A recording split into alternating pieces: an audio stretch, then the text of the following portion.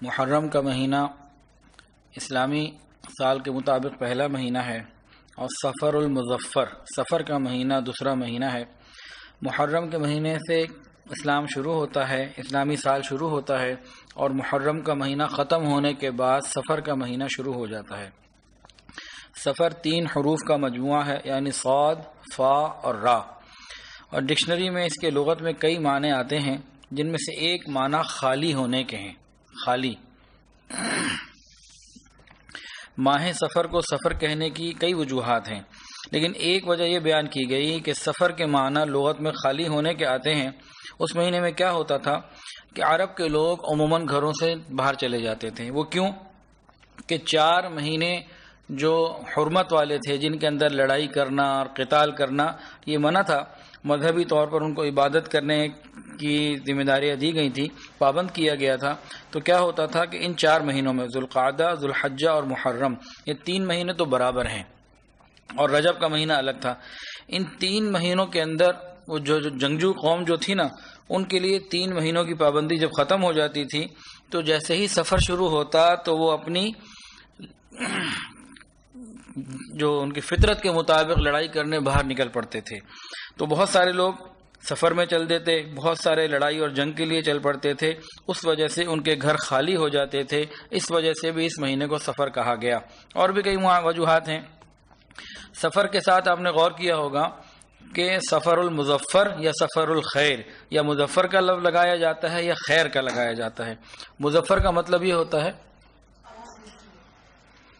مظفر کا مطلب کامیابی اور کامرانی والی چیز کے ہیں، اور خیر کے معنی نیکی اور بھلائی کے ہیں۔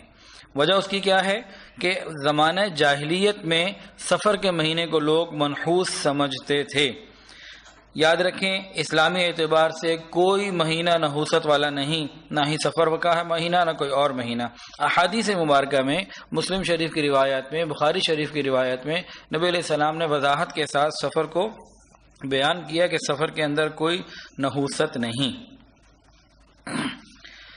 سفر کے مہینے میں ایک رسم ہوتی تھی عرب کے زمانے میں، زمانہ جاہلیت میں، اس رسم کو کہا جاتا تھا نسی۔ ہوتا کیا تھا کہ جس طرح بھی بتایا گیا کہ سال کے 4 مہینے ذوالقعدہ، ذوالحجہ، محرم، رجب، یہ ادب اور احترام کے مہینے ہوتے تھے۔ ان 4 مہینوں میں انسان لڑائی اور قتال نہیں کرتا تھا، حتیٰ کہ کوئی شخص اپنے باپ کے قاتل سے بھی کوئی چھیڑ چھاڑ نہیں کرتا تھا۔ اور ان 4 مہینوں میں حج، عمرہ اور تجارتی سفر اور خیر سگالی کی باتیں رہا کرتی تھیں۔ تو اس میں ان 4 مہینوں میں کسی قسم کی کوئی لڑائی بڑائی نہیں، امن ہوا کرتا تھا۔ لیکن قبیلوں کے اندر جو درندگی تھی اور انتقام کا جذبہ تھا، وہ کسی آسمانی اور زمینی قانون کا پابند نہ رہا۔ تو اس فطرت نے پھر ایک نئی رسم کو ایجاد کیا۔ اس رسم کا نام تھا نسی۔ یعنی جب کسی زور آور قبیلے کا ارادہ محرم کے مہینے میں جنگ کرنے کا ہوتا تو ان کا ایک سردار اعلان کر دیتا کہ اس سال ہم نے محرم کو حرمت کے مہینے سے نکال کر سفر کو حرمت والا مہینہ بنا دیا، اور محرم میں لڑائی شروع کر دیتے۔ سفر آ جاتا، کہتے جی اس سال ہم نے سفر کو محرم قرار دیا ہے اور محرم کی حرمت کو ختم کر دیا۔ جب اگلا سال آتا اور ان کا لڑائی کا دل نہ کرتا تو کیا کرتے؟ کہتے نہیں، محرم ہی حرمت والا مہینہ ہے، اس سال سفر حرمت والا نہیں ہے۔ یعنی مذاق بنا لیا تھا۔ کہتے جی ایک سال ہماری مرضی سے سفر حرمت والا ہوگا، اور اگلے سال کہہ دیتے کہ پرانے ہی دستور کے مطابق محرم کا مہینہ حرام ہے، حرمت والا ہے، اور سفر کا مہینہ حلال رہے گا لڑائی کے لیے۔